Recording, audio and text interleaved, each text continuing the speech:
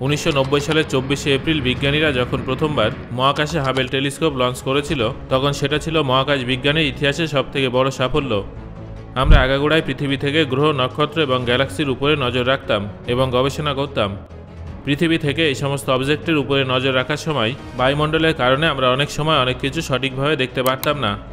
তারপর বিজ্ঞানীরা হাবেল টেলিস্কোপ নির্মাণ করে এবং সেটা মহাকাশে পাঠায়। এটা ছিল প্রথম এমন টেলিস্কোপ যেটা পৃথিবী থেকে কয়েকশো কিলোমিটার দূরে মহাকাশ থেকে অনেক দূরের অবজেক্টের সঠিক ছবি ক্যাপচার করত।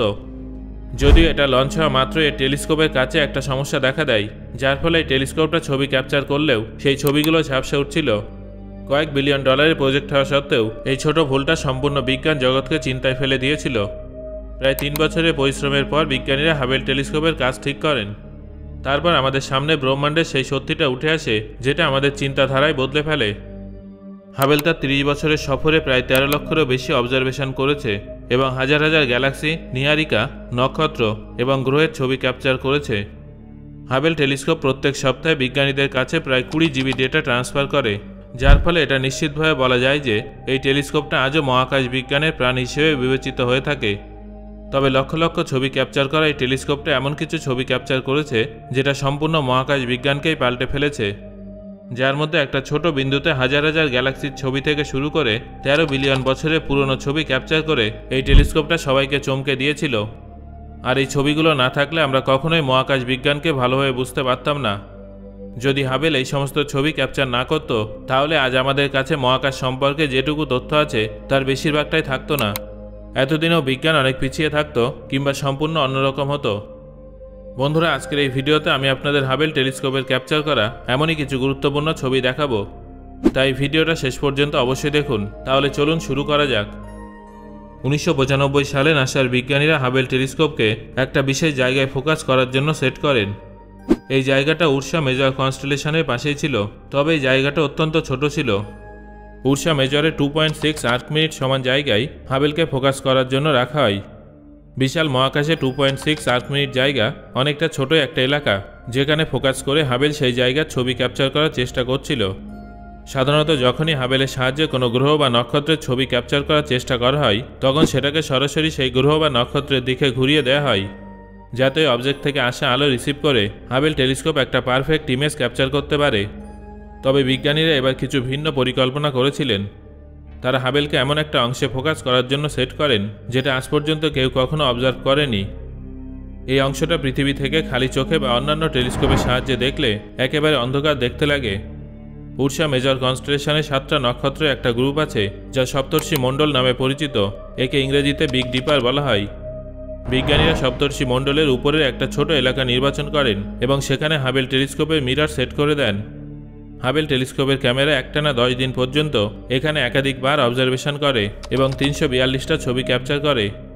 এই সমস্ত ছবি প্রসেস করার পর বিজ্ঞানীরা শেষ পর্যন্ত যে ছবিটা পান সেটা আজ পর্যন্ত পাওয়া প্রথম এমন ছবি ছিল, যেখানে একটা ছোট বিন্দুর মধ্যে আমরা 3000-এর অধিক গ্যালাক্সি দেখতে পেয়েছিলাম। পরবর্তী সময়ে বিজ্ঞানীরা এই ছবিটার নাম দেন হাবেল ডিপ ফিল্ড। আপনারা জানলে অবাক হয়ে যাবেন যে প্রথমে বিজ্ঞানীদের হাবেল ডিপ ফিল্ডের ছবি ক্যাপচার করার কোনো ইচ্ছাই ছিল না। তারা শুধুমাত্র সপ্তর্ষি মণ্ডলের সামনের অংশে ফোকাস করে এটা দেখতে চেয়েছিলেন যে হাবেল কতটা নির্ভুলভাবে দূরবর্তী গ্যালাক্সির ছবি ক্যাপচার করতে পারে। এই ছবিটার দিকে ভালো করে দেখলে আপনারা এই জায়গাটার আশেপাশে অনেক নক্ষত্র দেখতে পাবেন।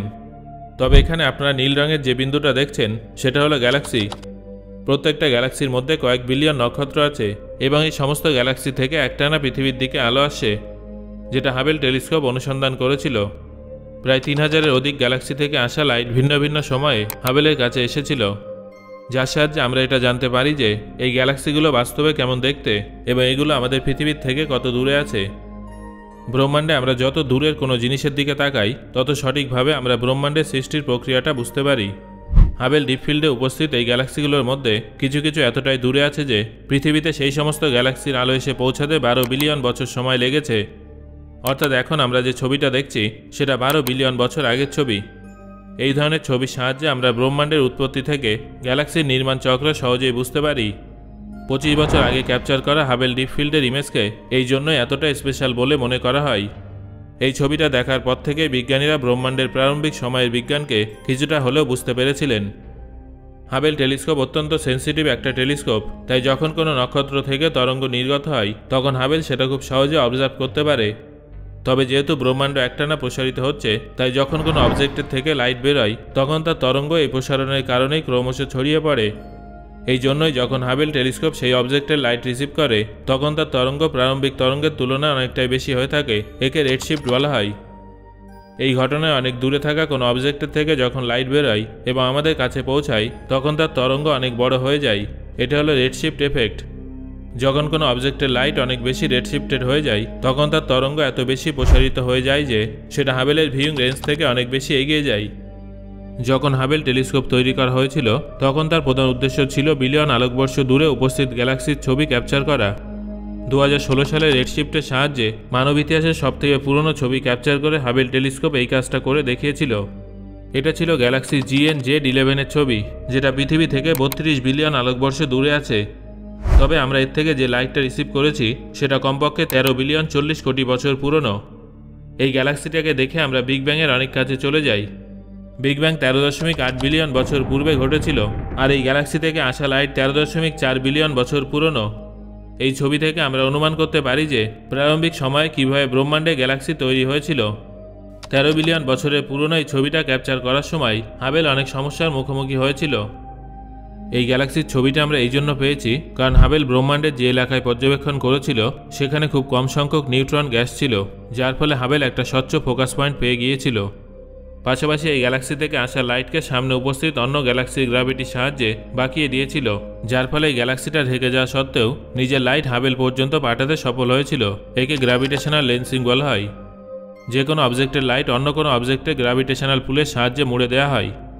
এর ফলে যখন কোনো লাইট টেলিস্কোপ থেকে দূরে চলে যায় তখন সেটা বেঁকে গিয়ে সরাসরি টেলিস্কোপের মধ্যে রিসিভ হয়, যার ফলে টেলিস্কোপ সহজেই সেই লাইট দেখতে পায়।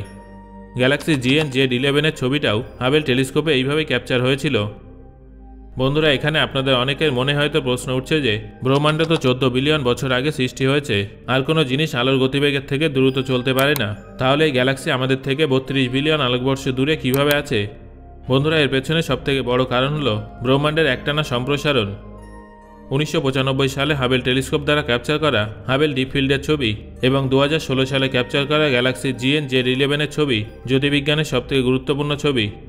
আমাদের ব্রহ্মাণ্ড 93 বিলিয়ন আলোকবর্ষ জুড়ে বিস্তৃত, কিন্তু আমাদের টেলিস্কোপের সীমাবদ্ধতার জন্য আমরা শুধুমাত্র 13 আলোকবর্ষ পর্যন্তই দেখতে পাই। এই দুটো ছবি ছাড়া হাবেল তার দীর্ঘ 30 বছরের সফরে এখনও পর্যন্ত কয়েক লক্ষ ছবি ক্যাপচার করেছে।